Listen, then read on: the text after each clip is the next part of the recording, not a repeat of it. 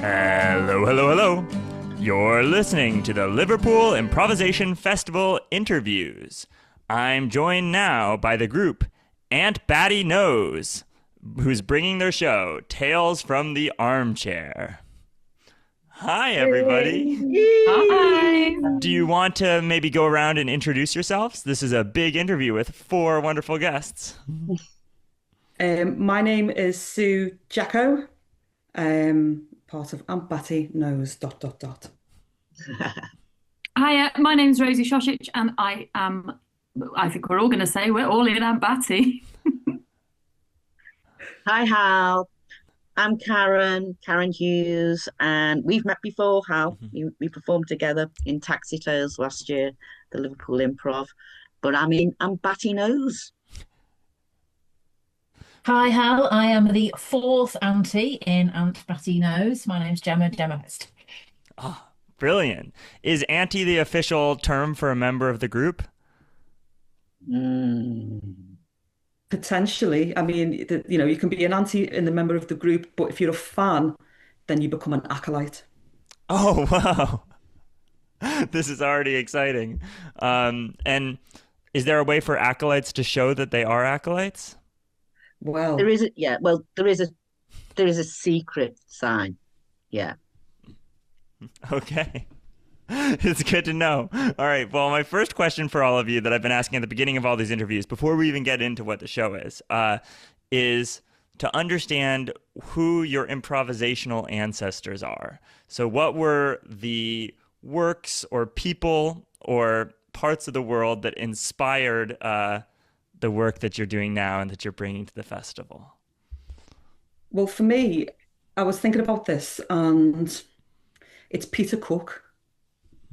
So Peter Cook is like is part of Peter Cook and Dudley Moore. So did a lot of stuff with, he opened the Establishment Club, Beyond the Fringe. So did lots and lots of stuff. But in particular, it was his moments where he improvised, and he'd have a sort of sparkle in his eye when he was about to try and push a particular moment, like so he'd try and push silence, or he'd say something and Dudley Moore would start corpsing, and he would just stay absolutely deadpan, and he'd make it stretch out for ages. So yeah, he's a controversial figure as well, so I know that, but it's definitely one of the big ones is Peter Cook for me. Yeah, for me it's Julia Davis. So Julia Davis sort of she's been using improvisation like as part of like her writing process, and I've followed her career quite closely. So I really like how she uses it at like each point during the process of like creating her TV shows or whatever she's been doing. So yeah, I also really love the fact that she's a woman who's bringing like these darker stories and these kind of like unlikable female characters to the forefront through that as well. So yeah, Julia Davis for me. I'd second Julia Davis because I think she's fantastic, but I also like the same sort of stable as is Rob Brydon, and I absolutely thought his TV show Marion and Jeff, where he's just in a taxi across about 7 or 8 episodes, and it's just him improvising, where you can see it all. It was probably genius TV. So Rob Brydon's definitely on my admiration list, but also in the early days, Alison Steadman, believe it or not, when she used to do the early stuff with Mike Leigh in the 1970s and 80s, Abigail's Party and stuff like that. They were all improvised scripts. So, but yeah, it's ongoing. Mark Smith, there you go. Yeah. Mark Smith. A classic improv ancestor at the Liverpool Improvisation Festival. Yeah. So I only really discovered improvisation last summer 2025, and I'd say, as maybe it sounds a little bit twee, but my 3 improvisation heroes are definitely the other 3 members of this group. Really, they've taught me I know it sounds really twee, but they have taught me basically all about improv, and have introduced me to other improvisers. But it's these 3 ladies. I'll give you that fiver. Give you that fiver later. Oh, Yeah. Oh, I mean, that means you are the extreme expert on what you're doing because your how many other people started their improv training in Aunt Batty Knows? Uh, that's the way. All right, but so you've mentioned what's bringing what elements are being brought into the show. Now you can tell me what the show is. Well, the show is inspired by the sort of 1970s, 1980s, um, sort of supernatural genre. And actually, there's loads. If you ever go out and look and say, okay, supernatural programs of the 1980s, British television, 1970s, there's something like 90 programs, which probably illustrates how much telly was being made, if nothing else, at that time, mm, and how much maybe is not being made now, unfortunately. Um, but there's some cracking stuff. There's like obviously Tales Unexpected. Nigel Neal Beasts was one that I discovered, which was like, oh my God, this is sensational. Um, so it's Alfred more like, Hitchcock Presents, that was a great one as well, wasn't it? yeah, Alfred Hitchcock Presents as well. armchair thriller. Mm. Yeah, yeah. So that's the sort of genesis, the inspiration for it. But also for me, when I was coming up with the idea, it was there was a couple of different influences. There was a workshop that I did with Katie Shute, whereby there were lots of different people in the workshop, and you could tap people to come up and create a scene. And at one point, I tapped all the women to come up, and there was something really different about that we were stood there, and even like the people that were left sitting down were like, oh, what's going to happen here? And we didn't know what was going to happen, but it was the fact that we were like this chorus that had stood up that felt really like, okay, I wonder what would happen if there was a group that were creating a show. What would that show be like? A group of women. So that was the sort of starting point, genesis of it, really. Does anyone want to chime in more? Can I ask more questions about that? Yeah. Okay, my next question right off of that, this is not from the list, is do you think that there's anything that links the all-female group and the supernatural theme? Yes, I would say, well, definitely. But I would say something like there was a conversation that I sort of witnessed on Twitter. This is obviously I'm calling it Twitter, so it was like, earlier days. And the conversation was talking about how women, and in particular older women in horror films, if they at any point are naked, are become the image that is the horror. So a naked old woman in particular, old women in particular, when they are naked, something about that transforms them into that is the supernatural, that is the horror, that is the thing that we don't want to see. And so for me, it's kind of like, what are the things that we are embody as women, and what are the roles that we take on or are placed upon us, and what are the things that we can subvert and distort in some way. And in doing that, can we face our own sort of sense of what's beastly or repressed within us? And can an audience get a bit of that as well? I think also it's really unusual to see like an all-female cast like making this genre. I do think like women are obviously becoming way more prominent in horror and in terms of writing and filming and all the rest of it. But I do think it's still kind of it's certainly not mainstream. And I think I'm glad that we've come together to pick that up and run with it. I think it's really interesting working with an all-women group because the energy is different. It's a really interesting dynamic, and that can be it can be really surprising. And I think, is it fair to say most of us work in therapy? most of, most of us work in therapy, so I think there's a dark side to us. Yeah, it's very cathartic in terms of the work we do. But I love the women energy, and I think we have a really trusting energy in that. So that's my honest thought about working with the other women in the group, everyone in the group. Been brilliant. Yeah. Yeah, I would agree with you. The energy that we've got between us, it just feels very safe.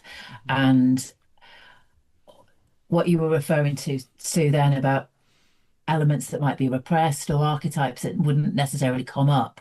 I think in our group we've had all different characters, haven't we? And characters Yeah. that maybe in a different group you might not step into, but between the four of us, we've felt so safe that we've been able to embody lots and lots of different energies, and that's just been really it's been really magical, actually, hasn't it? The Yeah.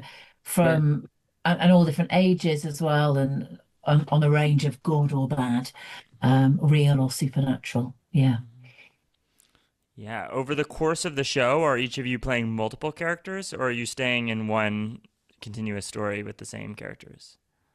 We've sort of tried in, so we've only done scratches so far. So LIF will be the first big performance. Oh. So we've tried different elements of both of those, I think. It could be it could be either of those, actually. It could be we stay in character, or it could be we shift around and embody different characters. But we've been doing that in rehearsal anyway. We get a chance to play all these different characters at different points, or play monsters, or play elements. Jem was the sea last week in one Oh. of our rehearsals, which was very pleasing. So we get a chance to sort of, embody whatever. But yeah, we're unsure as to yet what that might look like. Wow.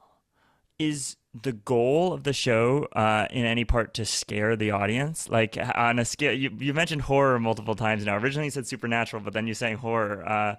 Where is the balance? Is it funny? Is it how does the show work in terms of vibe?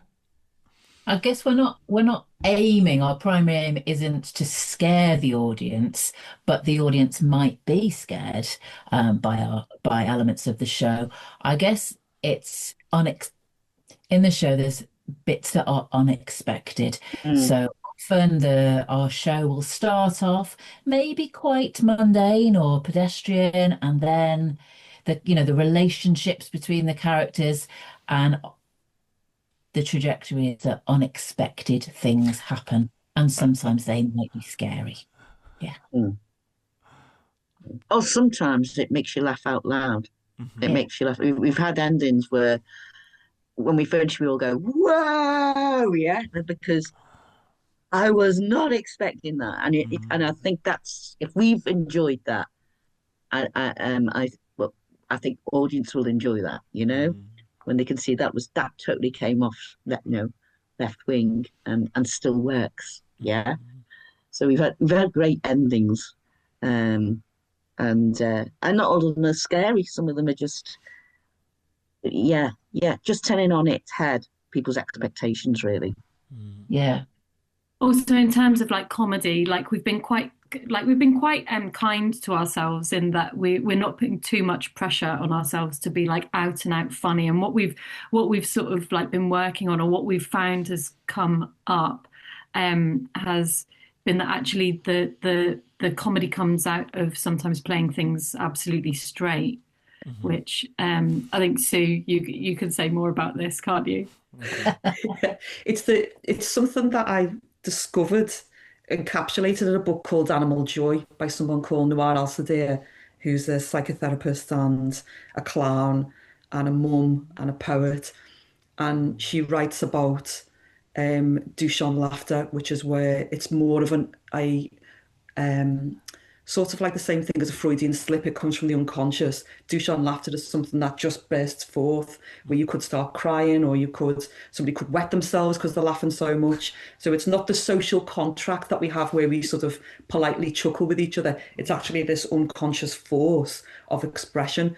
And when I read that, and she was describing the tension that can create that, I was really interested in Mm. how far can the tension be played with between something that might be really serious and something that's ridiculous at the same time.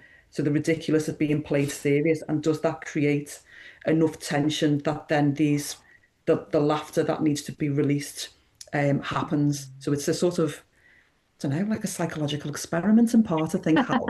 Yeah. I mean, this is rapidly becoming one of the shows I'm most excited to see. Of all I'm very curious about it. Now, have you experienced Dushan laughter in the rehearsal process? Yeah. Yeah. Oh, yes. Sorry, go on. No, go on, Gem. I was just thinking as you were explaining that, Sue, there've been various ritual dancings that have been particularly amusing, that have been very, very serious rituals that have involved quite a lot of dancing or funny movements. Yeah, it's definitely been very difficult to not, as a performer, to hold the laughter. Yeah. But also on that note as well, I'm not going to say who in the room, Sue. Basically, we may have finished the scene and someone needs to run to the toilet. And that's because it is literally like we're laughing so hard. It's true. It's true. We finish a scene and it's not about just having a laughter. It's a real like, wow, Would it be fair to say that, everyone? Yeah, definitely. Yeah. Oh, I mean, I do drink a lot of water, as you can see, so there might be that element to it as well. But I think we were talking earlier about how when we do some scenes, because we try to play them really, like kitchen sink, naturalistic. Sometimes if someone has gone out to go to the bathroom, I think Karen, you talked about this before. Yeah. That then one of us might come back in, and we accidentally walked into a scene and gone, "What are you talking about?" And it's like we're in a scene. And that's brought about that laughter because it's we don't realise that it's seen as being played because it's naturalistic and we're just walking in as though we're just on a break or something. So that has caused that eruption, I think, as well. Yeah. Okay, so it's naturalistic and supernatural. Yes, it's all things. Kitchen sink sci-fi. Ooh. There's a strap line. All right. So my next question comes about the process of creating the show. I'm curious. It sounds like the show is still evolving, but have there been any key moments where the show changed along the way into what it is now? I think there was some key moments when we asked Rosie Wilkinson to come in and be an outside eye for us. And Rosie is from Liverpool and was one of the main people in the Liverpool improvathons. She's done loads of London improvathons, went over to Canada. So the full lot, really experienced. And luckily enough, when I asked her, she said yeah to coming in. And I think some of the stuff that she's brought in as an outside eye has allowed us to sort of reflect on what we're doing and almost allow more fun in, allow more levity in, which was really needed, but you don't know that when you're in the process necessarily. But that's my take on the change. I think there was a real turning point as well when there was one rehearsal where we because I think we were getting quite hung up on story and plot and what was going to happen, because obviously we've sort of like given ourselves this brief of coming up with the unusual, the uncanny and all the rest of it. And I think we were getting sort of not bogged down in it, but that was sort of like what we were focusing on. And one rehearsal, I think it was you, Karen, actually suggested that actually let's just look at the relationship between the characters. And I think we said that was all we were going to work on, and that I think the only kind of like parameter we got given was like at some point we've got to touch each other, like touch each other's arms or hold hand, like there had to be some sort of like physical contact.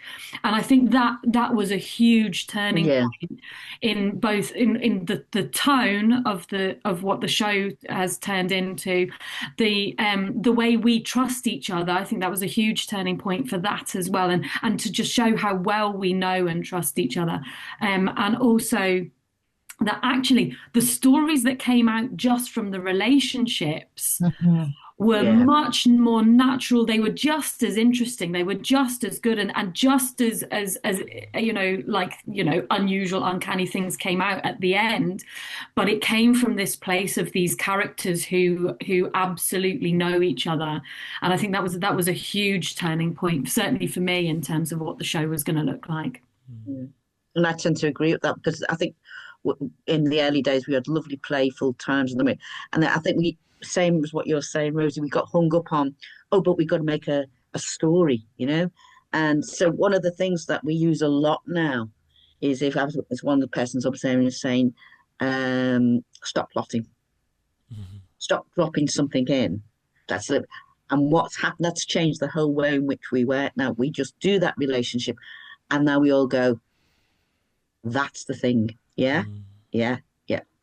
So so that's been brilliant as a press. It's been really exciting as a press. And add silence as well. That's what I was just going to say. Yeah. Go on, Jem. No, I was just going to say that the kind of, as we've got to know each other more and really leaning into the relationships, people, do the washing up in silence, or sit watching the telly in silence. And we've really been able to do that and communicate just through, communicate non-verbally, really. And also leaving one person on the stage by themselves, giving ourselves permission to do that a lot more, which is, it kind of allows it can allow the inner monologue of that character alongside the relationships. Yeah. It's been a journey of different insights, actually, hasn't there? It's been great. Across the months, yeah. Do you have any favorite memories from along that journey? I remember just laughing with you. So I can't remember what it was, but I think that it started off quite strained. It was like we had a bit of a strained relationship at the beginning, and we mentioned something, and the pair of us, like, as it was sort of half ourselves and half the characters, just absolutely started howling together, and it turned into like the most beautiful scene. It turned into a really like tender. It was a really lovely moment. I think that was one of my favorites, though. Was that the Jeffrey Dahmer glasses moment? Yes, it was. Yes. Sue's got these amazing glasses. They've got yellow lenses, haven't they? The Jeffrey Dahmer glass. That was exactly what it was. Yeah. Are the glasses a costume, or are they just a personal item of wearing? They did a bit of both now, Hal. They were originally something that I bought. I thought, oh, these look cool. And then I just wandered around in them for a bit. And then I thought, no, they could be part of the costume that we use, so that they're in the costume bag. They're in the bag of props that I carry around. But yeah, they are the same sort of style as the serial killer Jeffrey Dahmer. Although I don't know whether he had yellow lenses in his, so I've got one up on him there. Just on the subject of props, I've got a load of favourite times from the rehearsals that have really made me or laugh out loud. But one is the what do you call it? The big swim thing suit. What's it called? A dry robe. Dry robe. So we bring stuff every week that's just random. And someone had brought a dry robe. Well, that dry robe became, honestly, we were dancing with it at one point, weren't we? Doing ballroom dancing. So it's been great fun working with props. I love working with props. Yeah. And using the props not as they were kind of intended, if you see what I mean. So anything can be anything. Yeah. That's been fun. So what are the technical or design elements of the show? Are there going to be props in the live show? Yeah, there'll be props. Part of the sort of idea really is that the props can be random. It might even be that we bring props on the night that we've never shown each other before, and then we have to use them as something that they are not. So part of the element of it is to make sure that we're not using them as the thing that they are, to add another sort of level of game or another level of risk in a way, and to allow us to just free up ourselves. At one point, Karen was being a character with like really long earlobes, and that was 2 hot water bottles. Oh my God. And we're sort of trying to, I suppose I'm relating this back to Peter Cook in a way, but we're sort of almost bringing stuff on and trying to keep a straight face with each other. Yeah, yeah, yeah. And not trying to make each other laugh. It's just the randomness of another magic moments. We did a performance to just test the work, and it was the fact that Sue walked on with a pair of goggles, and a what was it? A trolley, wasn't it? Trolley. Mm-hmm. I just walked on, and it was just the most absurd thing. And I thought, what's she gonna do? The audience loved it because I'm not going to give it away what she did, but we were all going, whoa, So it's great because then that informed the story as well. It was fabulous using the props. You were the sea, Gemma. I was the sea. Yeah, that was fun. One of my favourite rehearsals, sorry, going back to what you were saying, Hal, was a rehearsal where we purposefully played a lot with time.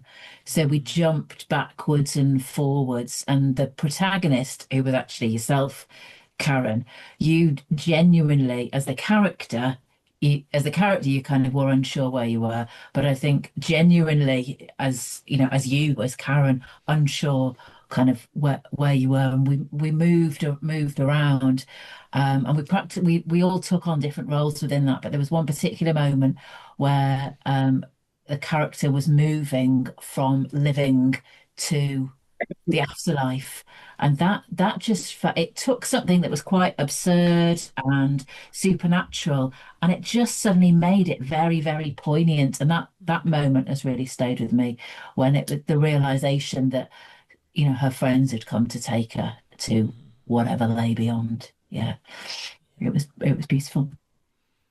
Yeah, I think I finally pinpointed what makes this so fascinating to me, which is the unexpected thing, is that all of you are talking as though you truly have no idea what is going to happen in the show, which I feel like is different from how most people talk about the improv shows that they're going to be in. And in each of these developments, yeah, it seems like something completely unseen. Is that something you want to curate and continue throughout the whole time the show runs? Or do you think as you perform it more, it'll solidify what to expect? Do you mean in terms of the unexpected element, or just like the structure of the show? Or... Yeah, all of those things. Is it intentional that the structure is kind of unexpected and changing so much every time? I think that's just where we're at the process, actually. Mm-hmm. That way, at some point, we will firm up that structure, and then that'll be the sort of the framework through which everything else will sort of run. But I think there will be probably a lot of space for what you're sensing, which is these unexpected, these parts of it, which is like we don't really know what will happen with a lot of the stuff that happens. So we'll have the structure, but there'll be like a lot of space for other things, I think. But then I don't know. It's almost like you do a show or you do a scratch, and then you come away from it and go, oh, so that's what the show might be like. And then you do another one, you're like, oh, but they seem to like that. So that's what it. That's. Yeah. And then sort of, every time you sort of gathering evidence as to sort of what it is you're doing, in a way, like gathering evidence as to what the piece of art is, which is an incredible process to be in. Yeah, you just made me think, actually, Sue. So I don't think this is giving too much away. I think one of the unexpected things early on often involved death. And we'd have walls. We'd come to a rehearsal and we'd be like, no murders this rehearsal. And then there'd be a death and we'd be like, come on, no, I didn't mean to die. But as the process has kind of evolved, we've actually found more nuanced or, subtle ways to provide that unexpected element. Including like embodying, natural elements and lots of different things, really. So it hasn't just been the death element. That was the motto, wasn't it? Nobody dies tonight. It's a good one. Maybe that's the title of the next show. Yeah. Nobody dies tonight. I feel like that's the show where everybody dies. Either nobody dies or everybody dies. Yeah. I have a question that's totally useless at this point, which was, what is special about the way that you improvise? I feel like that has been completely answered, so I might change it to, why do you think that you all improvise in a special way? If that is an okay adjustment of the question. Mhm. Yeah, are there other people around you who are improvising in a similar way, or what was it that made you pursue this more open approach? I think for me, there's probably something in the background professionally. I think, but as I'm now thinking about it, what's coming up is that sense of sort of permission. So when I do work as a therapist and a drama therapist, it's a very permissive form, which means that you sort of have this open sense of anything can happen and everything can go on. And when something's presented, you're then forming it and working with a client with it. So I think that has sort of slipped into it in a way. Um, but also I've actually enjoyed the process. I'm a big believer in everything, including life, is process. We don't get to the end of anything. We don't get to a finishing point on anything that we're doing, really. We just get to a point where we're like, oh, this is it for now. And then we might go back to it. So the process has been something that I've, as an observer and being in it, really, really, really enjoyed. And I don't think many people are doing it like us, but I don't know. I don't think so. It doesn't feel like it. I think it helps, like speaking for myself, like apart from doing Emma Bird's short form course, I've had no formal training in improv at all. I did devising in my degree, but not specifically improv really. And I think that sort of helped. Well, I don't know, helped, but maybe made us a little bit freer in what we're doing, so we're not bogged down with having to follow a set of rules or think oh well this is how it's done. We've all Yeah. come into it think it like being quite open and free and open to developing something brand new. Yeah.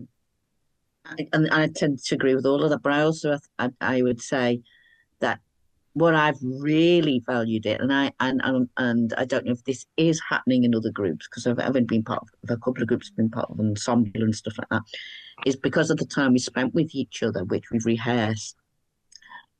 What other people have brought to the table has been absolutely fantastic. So we've all sort of brought something quite innate or different or an idea.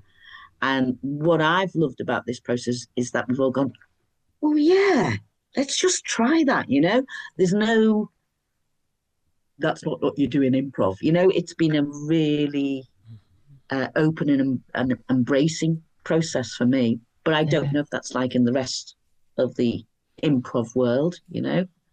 But that's my experience. I've thoroughly enjoyed and still am being part of it. Yeah, that's been my experience, Karen, exactly what you just described. I mean, I said that at the beginning, the three of you introduced me to improv, and I know I kind of feel that we grow by being together. Yeah. Ooh, this is a micro question. How did you guys know that Gemma was going to be good at improv? What about Gemma made you reach out and be like, come do this thing? Good question. Well, me and Jem are both drama therapists, so we were actually at a little sort of drama therapist social, having a pint. Um, and I mentioned the group that I was in and what we were doing, and Jem literally said, "Oh, I love doing." I don't think he said love doing improv, but he said something like, It was playback. I used to do playback, which is obviously different to improv, but it's got, parallel vibes. Yeah. Yeah, so you mentioned that, and then you mentioned that you loved Tales of the Unexpected. So I said, Mm. would you be interested in, and that was it, just would you be interested in coming in and just like, just see what happens? Because I think, all people have got the potential to be able to do this and to play. And I don't think it's necessarily about like, I think everyone brings that. Like, I think what, like everyone else said, everyone brings themselves what that version of improv is, and like Jem said, we grow together. So we find what works for us as a group. We find the structure that works for us and stuff like that. But that's what it was. It was basically enthusiasm, and that she had a background in drama. So it was like, well, come and have a go. That was it. Yeah. And we had a play. So we had a little bit of a rehearsal and a play, and we all had a little play together.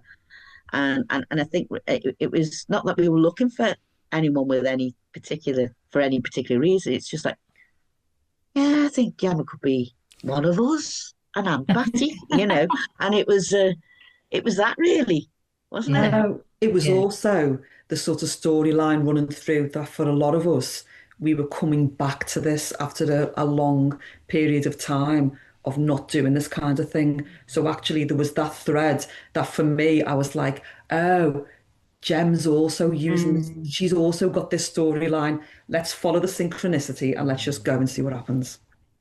Yeah. And the rest is history. The rest is history. Okay, the next question, actually, I'm going to start with Gemma. This is what is the best improv advice that you've ever received? But Oh, no, I'm probably going to misquote it, but it was something, I think it was Sue, you said it, but then the whole group kind of built on it, really. The idea of, I suppose, learning. I was thinking I need to come on with stuff, and I need to kind of take care of myself and bring things. And the advice was everybody else is taking care of me. I just need to take care of everybody else. So really flipping it 180. And once I thought that, I was like, oh yeah, I just need to, take care of Karen, and Karen will take care of me. And then suddenly we're fine. We're really working as a team then, and thinking about the glue that holds us together as opposed to me, me, me. You see what I mean? That was my advice, or the advice I got, yeah. you can go in any direction from there. For me, I did the Wake last year with Karen, actually, and I mean there were so many nuggets out of that Mark kind of gifted to us all, but one that really I felt took the pressure off, especially doing something in like that really short space of time, and that's also taken pressure off doing Aunt Batty, was that actually you can be yourself, you can be facets of yourself. You don't have to try and be somebody funny or interesting or whatever, because you're interesting enough. You've lived your life, and you've got, like I said, you've got like these various different parts of yourself that you can bring out as characters, which I thought was brilliant. That really worked for me. Certainly doing the Wake, and working through this as well. I think the most lovely pieces of advice I've ever had was, I'll go back to Mark actually, because Mark introduced me back to the boards, as it were. He introduced me back into improv, not back into improv, into improv. And I said, well, Mark, I don't really know what it's about. I don't know what the rules are. I don't know what you can or cannot do. Can you say this? Can you do that? Does it have to be funny? And he just said, there are no rules. He said some people create rules, but there are no fixed, fast rules. And he says an improv can be serious too. It doesn't have to be laugh out loud and get the jokes and get the lines. He said improv can be incredibly powerful, serious. So I thank him for that, because it was, not knowing a lot about it at that time, it frees you up to say, well, I'm not breaking any rules. I'm playing. I'm also going to quote Mark Smith. Oh, Not only are we Aunt Batty's, we're also the Mark Smith fan club as well, as as you're aware. And yeah, when we were doing a Wake, which I think was in 2023, and he also introduced me back into doing all of this as well, into improv. So I'm very, very fortunate to have met him. We were backstage, we were about to go on, and he said, just take a breath, count to 3, and just walk on. And that allowed us to regulate, but also allowed to just clear the head. it was like just count to three and walk on, just walk out, almost like the Indiana Jones thing where he's like walking across the road like it's a bridge, but it's Oh yeah. invisible, and it's like you've just got to take that step out, and like you'll find the bridge. It was kind of like that moment of like, yeah, just step out, trust that you'll have something or someone else will have something, something will come. Um, yeah, so that was my advice. I feel like singing. Da, da, da, da. Oh, those are brilliant pieces of advice. I was thinking about each one is actually something I feel like I need a little bit right now. So I'm gonna go back when I'm editing and write them all down. But all of this Mark stuff translates, and the talk of awake translates perfectly into the question of what are you most excited about for LIF 2026? It sounds like you guys have a lot of experience with LIF in the past. Obviously, I know, Sue, you have an enormous amount of experience with LIF. Yeah, what's making you most excited this year? Oh, loads of it. The workshops are really good. It's always going to be the school and night. If they're on, it's going to be like, yeah, I've got to see them. So it's always the school. And then there's the Twilight Zone as well, the Diana Brown one. That improvised Twilight Zone feels very sort of like, we're in the right sort of year with our piece, with that sort of like, sort of homage in a way to sort of sci-fi telly. So yeah, I'm really excited about that. Yeah. Are you going to be in the School of Night show? No. Are you? I am, yeah. They had the workshop. I signed up like the minute it opened. I was so excited. Fantastic. Get in. I'll look forward to seeing that then. Yeah. Yeah. Very fun. Yeah. How about Real. everybody else? Go on, Rosie. Do you want to have a go on? I'm a bit. Oh, sorry. I forgot we were doing it in order. Sorry. I've been looking at a couple of the shows. I really love like musical improv, so I'm looking forward to Philida Sings. I'm hoping I'm pronouncing that correctly. I'm not sure, but I'm really looking forward to that, and Improv the Dead as well, because obviously it's another horribly scary like zombie type thing. So that's those two are floating my boat at the moment. I'll be looking forward to those two shows certainly.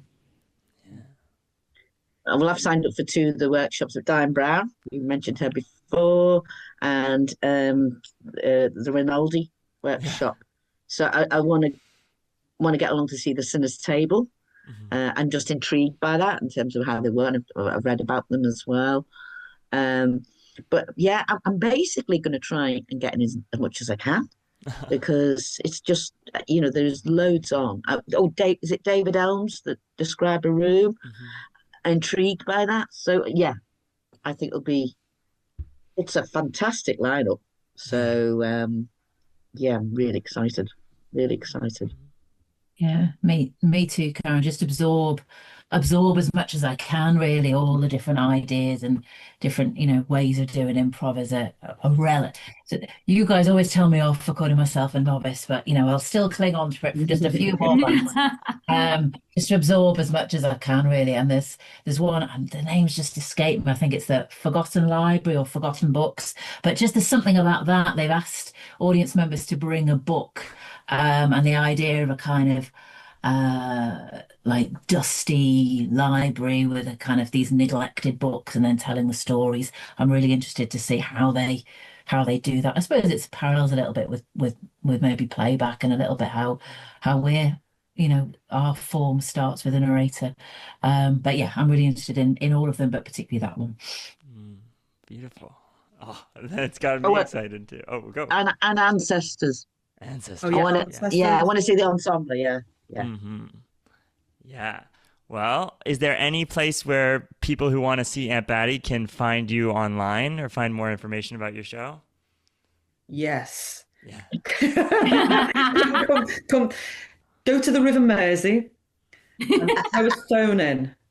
And at that point, the goddess of the River Mersey will come up and she will probably have a phone, because a lot of phones are probably in the River Mersey at this point, and she will show you our Instagram.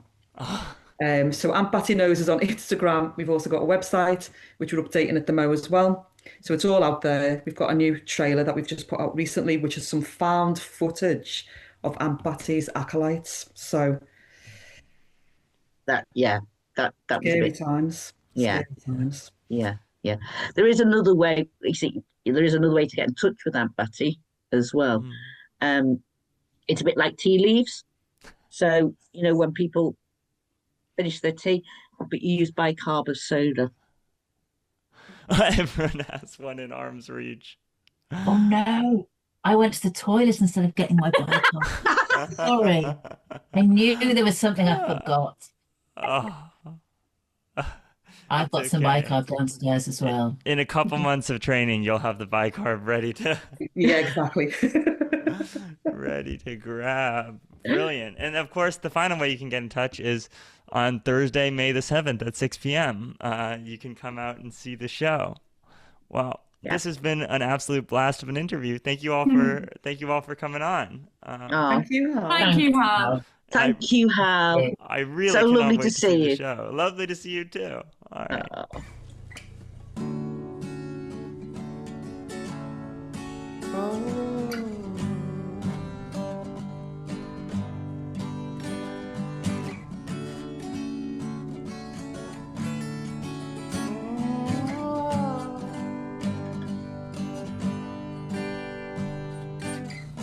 See me now, like you did back then. See me now, I should thought you cared. All these times they're changing.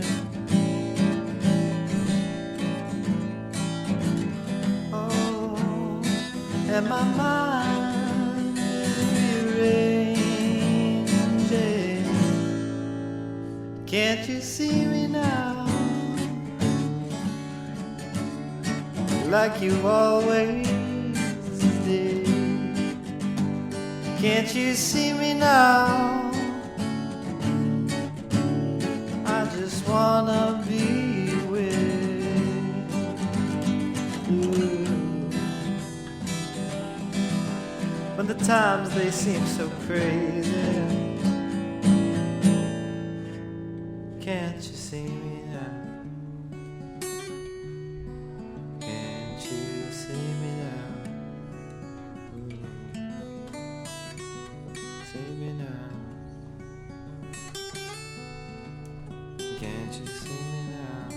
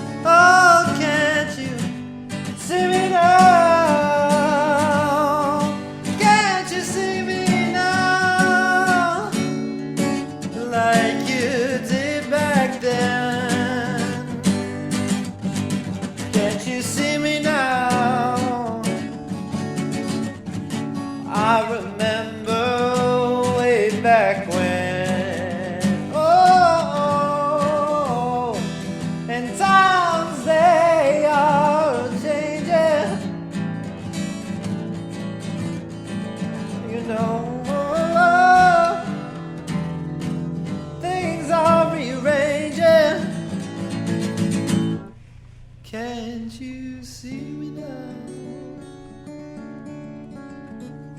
Can't you see me now? Everything is changing. Can't you see me now?